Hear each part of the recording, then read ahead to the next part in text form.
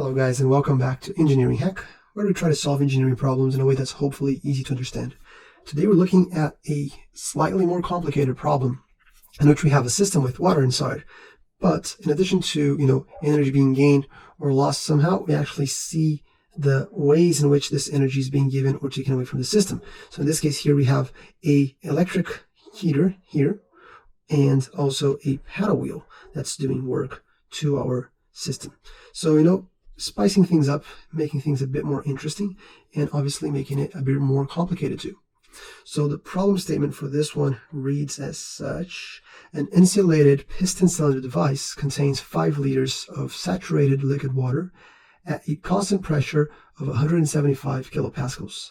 Water is stirred by a paddle wheel while a current of 8 amps flows for 45 minutes through a resistor placed in the water. If 1/2 of the liquid is evaporated during this constant pressure process and the paddle wheel works amounts to 400 kilojoules, determine the voltage of the source. Also, show the process on a PV diagram with respect to saturation lines. Heaps of information for us to look at before we jump into this, right? So first things first, this is 5 liters. We want to convert that into 5 meters cubed, so 5 times 10 to the minus 3 meters cubed, so that our units are consistent. Note, they say quite clearly a constant pressure of 145 pascals. This is the state number 1, but it's also evaporated at a constant pressure process. That is, the pressure on state 1 and on state 2, both of them is 175.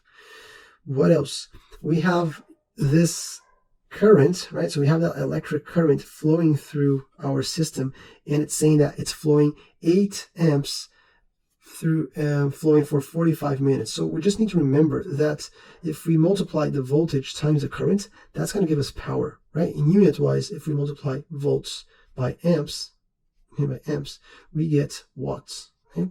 So that's an easy way for us to relate electric current with power and put it all into the unit of energy, if we can say it that way. All right, what else? We want to find out what is the voltage, so we can use this relationship here for that. The other thing to remember is that, a watt is simply joules per second, right? So we can think about it as power is just, how my energy is changing with respect to time. So know that they give us the time, and we have this reference here for the power. So if we send it this way here, we can see that if we integrate on both sides, we can find out what is the actual energy this paddle wheel is giving to our system. What else we have? So we have, not the paddle wheel, sorry, the electric current, right? The paddle wheel is actually giving 400 kilojoules. They have very nicely given this directly. And obviously, saturated water is, or liquid I should say, is a very good thing for us to know, because if we know it's saturated, we know it's at 175, we have this completely defined, right? We can grab all the properties we might need off the property tables. And then the last tip is that 1/2 of the liquid is evaporated. So that means that our quality, right, our X is 50% on state 2. So we might as well put all this down into a nice graph. So I've just copied that figure twice here. Let's put an arrow here. It's going from state 1 to state 2. This is my state 1. This is my state 1. This is my state 2. What do we know about them? So we know that on this state 1, our pressure, I'm going to just keep here. My pressure here is 175 kilopascals. That's my P1. And I know my P2 has to be equal to P1 because the pressure, this happens at a constant pressure, right? What else do we know? We know this is initially my V1, volume 1, not specific volume, just volume, is 5 liters, which is the same thing as 5 to the minus 3 meters cubed, right? What else do we know here? We know that V2 is 1. Do we know that? No, we don't know this is 1/2. What we do know is that X, right, the quality is 50%. The quality is 0.5 or 50% on state 2. And that's plenty already. We might want to say here also that this is a saturated liquid, which allows us to know everything we can possibly want to know for this problem. All right. Now, before we start grabbing properties, let's think about what's happening. Okay, let's think about what's happening. It's probably best for us to draw at this point the PV diagram to actually understand what's going on before we do any math whatsoever. So we can start this problem understanding what's happening in the background, right? So let's draw our dome here. So this is our dome. okay, saturation line, we are somewhere here, right? I don't know whether it's there to there, it doesn't matter. We're creating this PV diagram for us to be able to guide ourselves. So I can see anywhere I want. I'm going to say there so that it falls nicely on this 175 kilopascal line here, right? Now, I'm going to stay on this line as I'm giving energy to the system. I'm going to stay on this line all the way until I reach about half the distance between the saturated liquid and the saturated vapor. Why half? Because I know we're having the amount of vapor we have, right? So in this first state here, this is state 1, right? In state 1, we don't have any vapor whatsoever. It's a saturated liquid. And then on state 2, we're right in the middle point between the saturated liquid and the saturated vapor, right? That means half of my mass is vapor, half of my mass is liquid, which is another way of saying quality is 50%, right? So know that we can actually draw this PV diagram before we do any math whatsoever, because we know all this information already. We're going from here to here, and that's pretty much it, right? Now, obviously, if you want to put down what is your specific volume for state 1 and state 2, then we need to do a bit of math, do some digging around in our property tables. But to have an idea of what's going on, we don't need anything. That's all, right? Beautiful. Now that we have that, it might be a good place for us to think about what's going on here. So as we're going from here to here, we know that for us to be able to travel from this spot here to this spot here, we need to give energy to my system, right? I need to give energy to my system. How do I do that? Well, in this case here, there are two things that are giving energy to my system. One thing is this paddle wheel right here, right? So we know that there's a torque, there's a force here that's making this spin. We're using some energy for this to spin, and we're converting that energy into the spin in here. So what this paddle wheel is really doing is it's pushing the molecules that are in here and making the molecules move, right? So we're giving kinetic energy to the water molecules that are inside here. So this is one source of energy going into my system. What is another source of energy? Well, obviously this electric current that's coming through here, and because there's a resistance in this wire here, right? We have the relationship for ohms, so we know that, our difference in potential is the current times the resistance. Because we have a resistance there, we can relate that back to power. So there's also this source of energy coming here. And note how they already give us in the figure the WE and WSH as hints to, these are forms of work. And why is that important? Because you might recall that the first law of thermodynamics says my difference in internal energy has to be equal to any Q plus or minus any work, right? And here we have internal energy 1, and here we have internal energy 2. So the difference from, if I'm going from the first state to the second state, has to be due to me given energy in the form of heat or me given energy in the form of work, okay? Now, there's one very important word that we haven't highlighted in the problem statement, and I want to go back there so for us to highlight it now. Note the second word in this problem statement. Why is this relevant? Because whenever this word appears, the problem is telling you, this system cannot receive or lose any heat, right? In the real world, things are not perfectly that way, but even so, even if you don't have a perfect insulated system, if you have an insulated system, that's already minimizing your gain or loss due to heat, right? So if you have insulated, and this is our case here, then this guy you can pretty much throw away, and it will be nil. And this means that the change in energy that we observe from state 1 to state 2 has to be due to my work, right? So the work that's being done in the system, all right? Now, and this is probably the hardest part, is actually expanding this to, aggregate or to comprehend all the work that is showing up in this system, okay? Because the first two are very straightforward, right? So let's just copy this here to the side. I'm going to expand that work there. The first one is the WE, which is, big hint here. So that's the work of the electric system there. The other one is the paddle wheel. So SH. And there's a third one. What's the third one? Well, what's going to happen, okay? What's going to happen as we go from here to here? Look at what's happening with my volume. As I am converting my saturated liquid into vapor, my volume is expanding, right? And because this is a piston device, what's going to happen is as this expands here, it's going to increase its pressure because it can move freely, this guy will actually go up, right? That's why the pressure doesn't increase, because as soon as the pressure increases a little bit, my piston goes up, and then my pressure goes back to stability, right? To being stable with whatever the external pressure is over here, right? So as soon as my pressure increases a bit, it pushes upwards, and then it loses a bit of pressure so that it's already, again, in equilibrium with the external pressure being pushed up here. So in other words, this is a long way of saying this piston device here is going to be at a higher point, let's put it that way, than my state 1, right? We're going to have more volume in the state 2 than we have on state 1. We can put that here if you want to. So V2 is certainly greater than V1. Okay, certainly. 100% sure about that.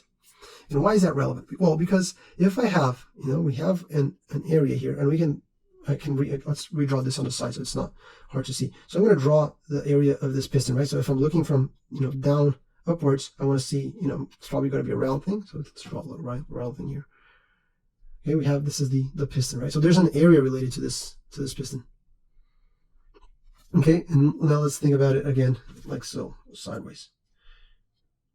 Okay, so this is my area, the way that it is there in the piston cylinders, in the cylinder system here. What's going to happen? Well, if I have an area and I'm going to travel upwards a distance of, doesn't matter, delta, we know that the definition of energy is a force going a certain distance as we go from distance 1 to distance 2, right? And this can also be translated into a pressure as we change the volume. We go from volume 1 to volume 2, right? They're actually equivalent statements. So in this case here, if I have an area, and I'm traveling this delta, this is by how much my volume expanded, right? It's going to be that area times my delta. It's going to be equal to my volume, the volume expanded. So the difference, the delta V, let's put a delta V here, my delta V. Okay, and for this to go upwards, what we need is a pressure, right? Pressure pushing over there. What's the pressure? Well, it's always going to be this guy here, right? It's just going to increase a little bit and already go back to this one. That's why it's we call it a quasi-equilibrium process. So what I'm trying to say, this is a long way of saying that in addition to those two guys there, we're also going to have another type of energy, and that is what we call flow energy. Okay, we're going to call flow energy. I'm going to put it in pink here. Flow energy. That work is the work associated with the water pushing this piston upwards, which in turn is associated with how much of a distance it's going to travel, this delta that I drew here, which in turn is associated with the area of the piston to start with, because these two things are related to the volume, right? So all this to say that in addition to the two work we have there, we also have the flow energy we need to account for.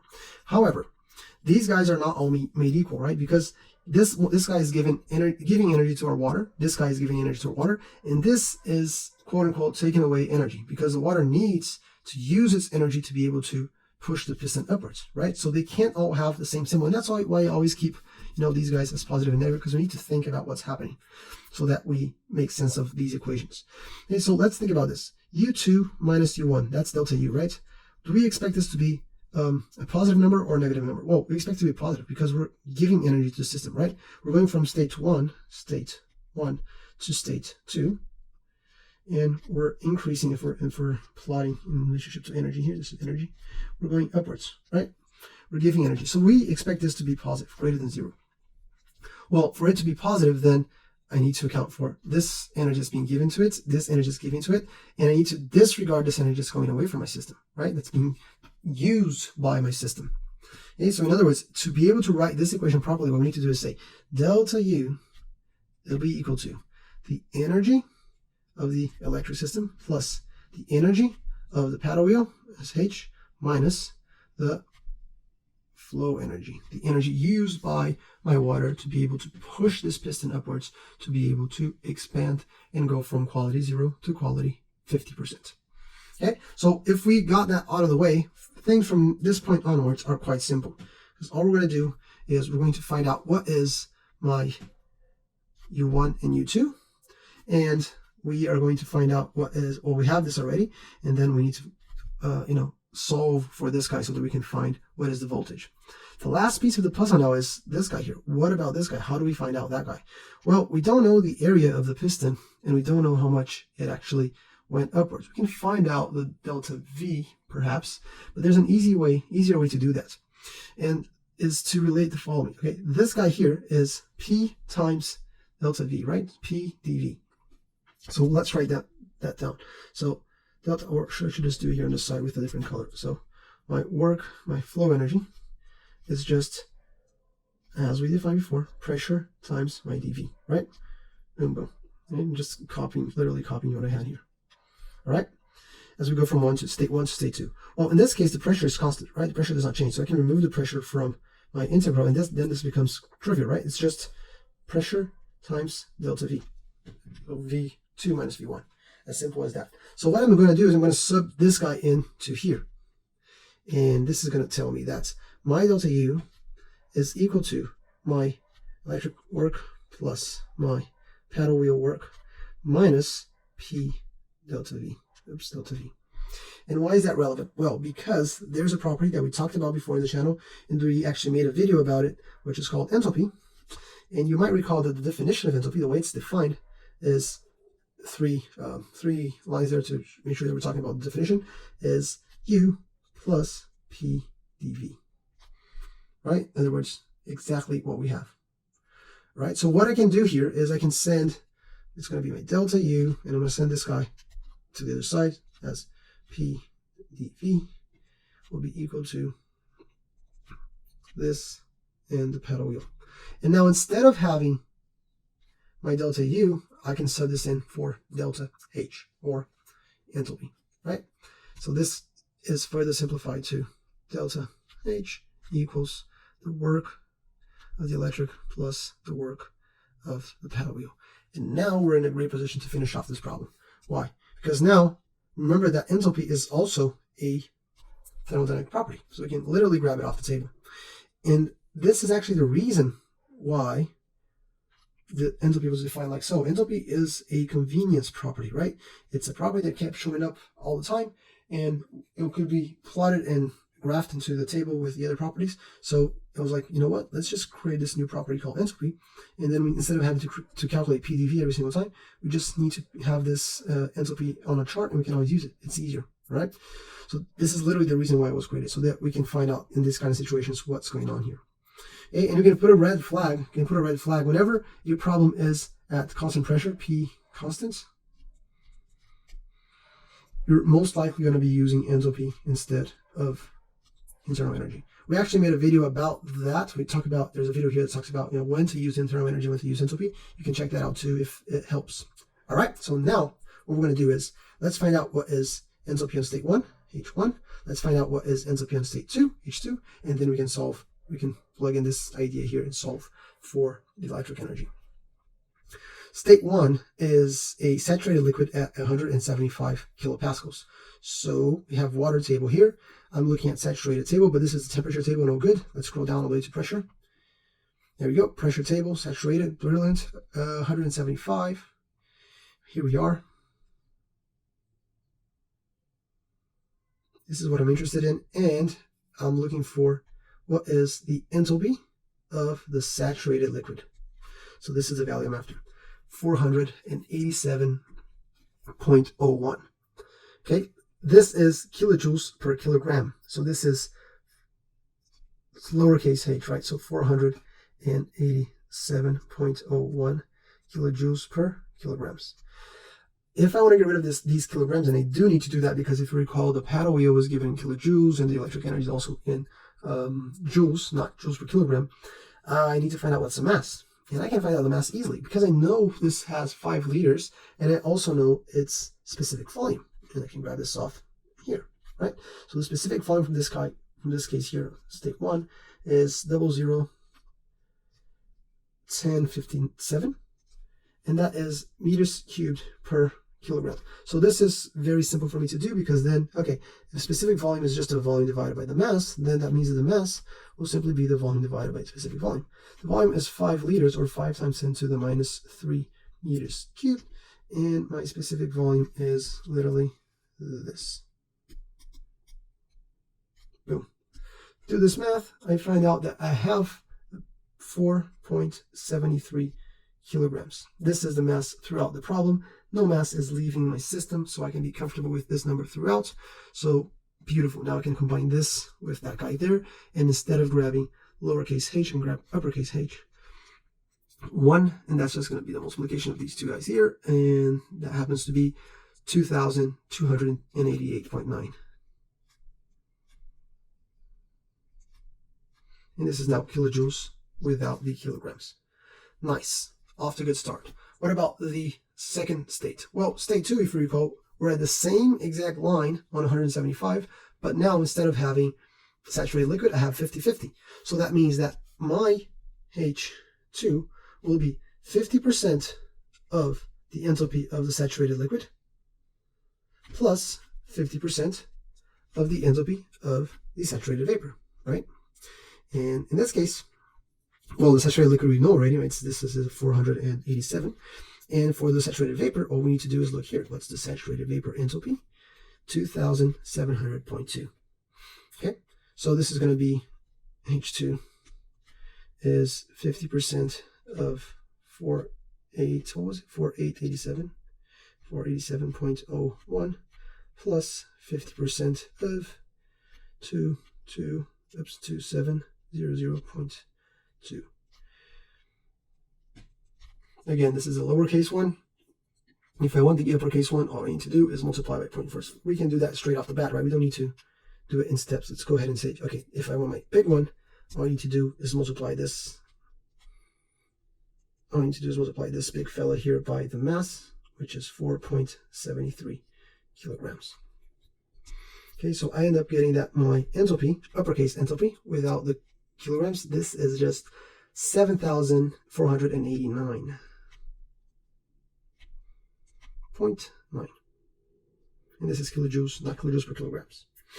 Beautiful. Now, remember that we were after the delta U. So now all I need to do is literally just take this guy, subtract by this guy, and I'm going to get my delta U. Okay, as simple as that. So let's do 7,000 minus 220, that's 5,000. So my delta, not delta U, sorry, delta H, right? So that's H2 minus H1, and that's going to be 5,201. Okay, almost there, right? Because we needed this value to be able to calculate. If you recall, we're actually looking for the voltage that's giving energy to the system. So what I can do now with this number, I can copy this, and I can drag it all the way up there where we were with my first law of thermodynamics right here. And now that I have this piece of information, I'm going to put it on the side here. Now we can relate this guy here. Okay, cool. So if this is the case, bring it down here. If this is the case, well, then the work that I'm after will just be the delta U, sorry, again, delta H minus the work of the paddle wheel, correct?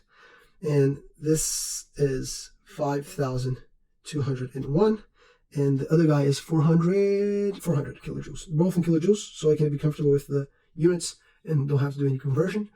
And this difference here has to be equal to my electric one. And then if you recall how this whole thing started, let's go back to the problem statement.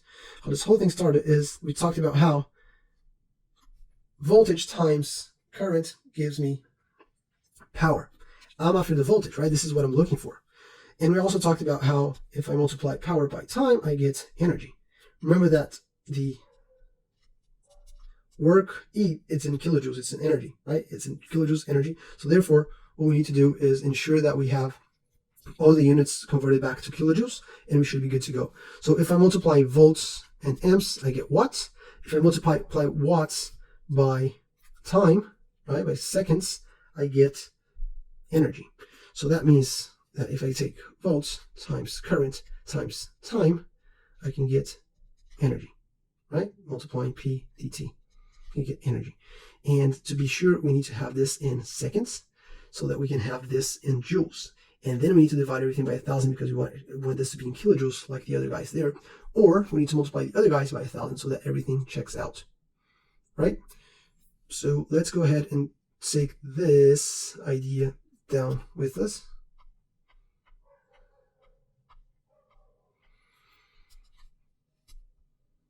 Okay, so this is what this is equal to. If I want the volts, then that means that I need to take the difference between these two fellas, 5,201 minus the 400, and then I need to divide by the current, which was 8 amps. And how many seconds were there? It was 45 minutes, right? So 45 minutes times 60, so that we have everything in seconds. And we're going to look at the units in a second, all right? So, but this math, it renders that my voltage is about 0.222. Which unit is that? Right, let's check it now. What we have here, we have kilojoules. In the bottom there, we have amps, and we have minutes, and then we have how many seconds we have per minute, right? 60 seconds per minute. So minutes go away, and then we're left with kilojoules, amps, second. Joules and seconds, that's watts, right? So we have kilowatts divided by amps.